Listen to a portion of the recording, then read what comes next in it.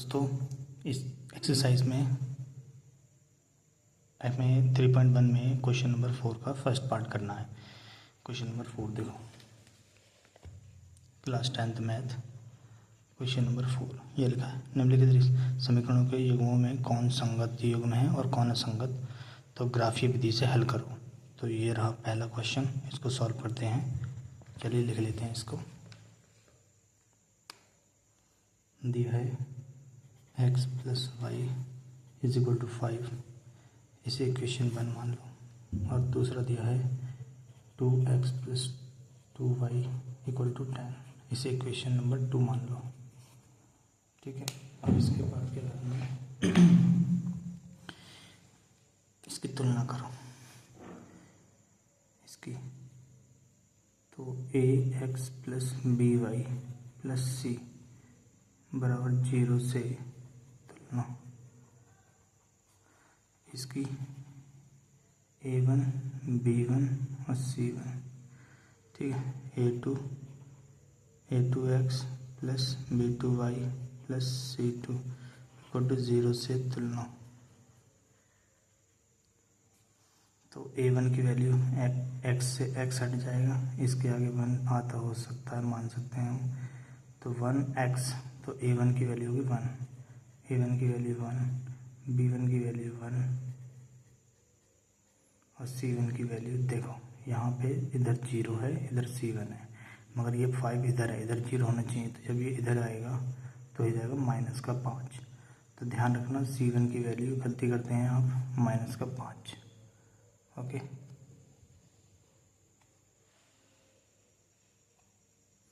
ऐसे ही इधर से निकालिए a2 b2 और c2। a2 की वैल्यू कितनी है, देखो x a2 की वैल्यू 2, b2 बाई तो b2 की वैल्यू कितनी है 2, और c2 देखो फिर से यहाँ नहीं है, इधर है, तो इसको इधर ले लो, -10 हो जाएगा ये। ओके, तो हम निकालते हैं a1/a2, b1/b2 और c1/c2। ये जो a1 है,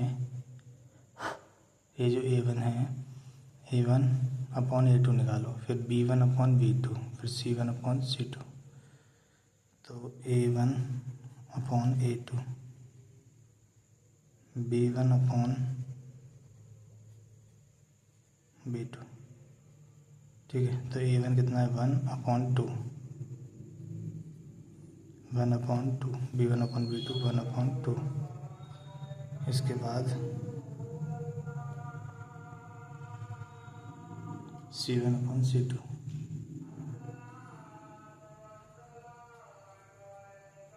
c1 है -5, -5/10, माइनस से माइनस कैंसिल, 5/10, 5 × 5 5 दूनी 10, 1/2। ठीक है, इसके बाद हमें इसके पॉइंट ज्ञात करने हैं समीकरण 1 और 2 से। तो समीकरण 1 लिख लेते हैं। समीकरण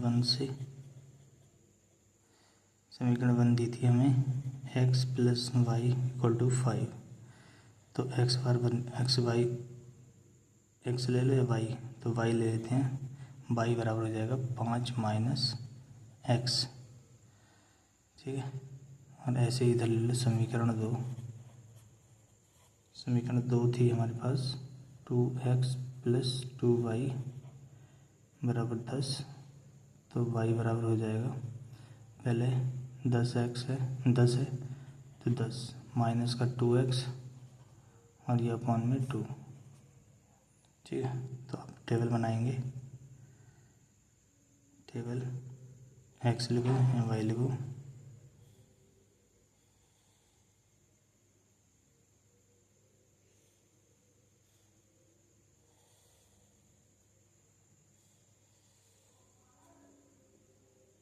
ठीक है, ऐसे एक टेबल यहाँ बनाएंगे।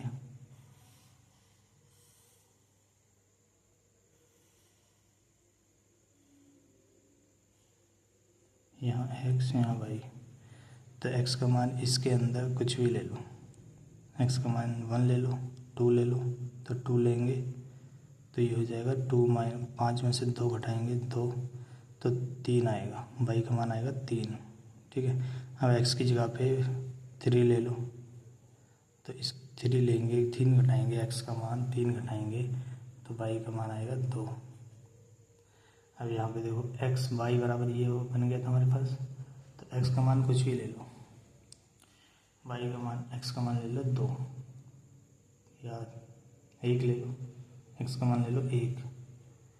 तो 1 घटाओगे 2 एकम 2, 2 10 में से 2 घटाया 8 आ गया, 8/2, 8/2 का मतलब होता है 4, तो 4 आएगा। अब यहाँ देखो x का मान 3 ले लो, तो 3 लोगे, ये 4 लोगे, ठीक है। अगर x का मान 4 लोगे,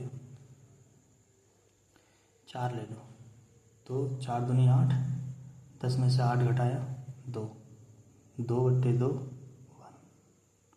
तो x का मान अगर 4 लेंगे तो ये आएगा 1।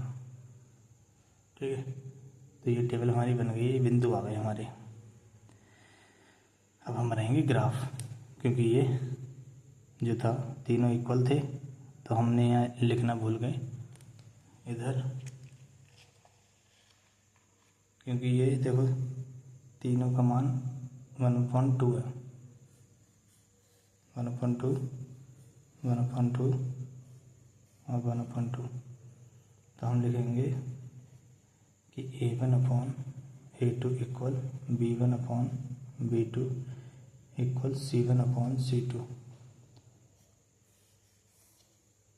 अतः संगत हैं, रेखाएं कैसी हैं, संगत हैं। इसलिए हम आगे ग्राफ बनाएंगे, इसका ग्राफ विधि से उसको संगत को ज्ञात करेंगे। चलिए तो इसको ज्ञात करते हैं, इसका ग्राफ बनाते हैं। अब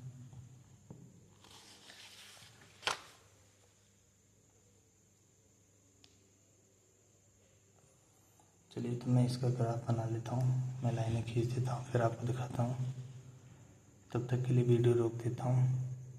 चलिए सामने बना लेते हैं। देखो ये 0, ये 1, ये 2, ये 3, ये 4, मैं अंदाजे से बना रहा हूँ, देखो ठीक है। ये 5, ऐसे इधर 1 2 3 4। तो हमारे पास पॉइंट क्या थे, हमने पॉइंट देखे थे 2, समीकरण 1 से आए थे हमारे पास 2, 3 और 3, 2। और इधर लिख लेते हैं पॉइंट हम अपने, एक थे 1, 4 और 4, 1 ये थे। चलिए इनको बनाते हैं। तो सबसे पहले है 2, 3,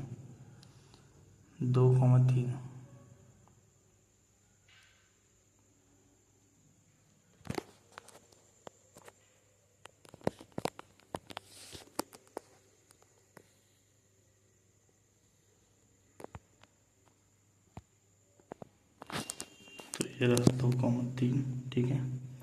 2, 3 और 3, 2। तो सबसे पहले बना लेते हैं 2, 3। तो x का मान है 2 और y का मान 3। तो ये लाइन होती है x, ये होती है y। तो x का मान है 2, ये रहा, y का मान है 3, ये रहा। तो यहाँ जो इन मिलेंगे उनको कहेंगे हम 2, 3। तो ये आ गया हमारे पास एक 2, 3, ठीक है। दूसरा है 3, 2, x 3 ये 2। तो ये जहाँ पे मिलेंगे ये चीज़, तो इनको मिला देते हैं, ठीक है। इसके बाद बना लेते हैं 1, 4, x का मान 1, y का मान 4। x का मान ये है 1 और y का मान 4। तो यहाँ कहीं समथिंग, ठीक है। इसके बाद y का मान, x का मान 4, y का मान 1। तो x का मान 4, y का मान 1, x का मान 4 और y का मान 1, तो ये आ गया। देखो ये जो लाइन हमने खींची है वो यहाँ समथिंग होनी चाहिए, एक्चुअली गैप हो गया है ना यहाँ पे, तो यहाँ आएगा, तो ये यहाँ देख रहे हैं, तो इक्वल लेंथ आ गई। तो ये जो पॉइंट मैंने यहाँ बनाया वो यहाँ बनना चाहिए था, क्योंकि मैंने लाइन खींची है, उससे ग्राफ में बनाएंगे तो बिल्कुल एक्यूरेट आएगा। तो यहाँ और यहाँ, तो क्योंकि रेखाएं क्या थी, A1/A2 equal B1/B2 equal C1/C2 थी, इसलिए दोनों रेखाएं इसी में आ गई। तो उनके अनंत हल हैं, मतलब उसके क्या हैं, अनंत हल हैं। ठीक है, तो ये था इस क्वेश्चन का आंसर। आई होप आपको पसंद आया हो। Thank you.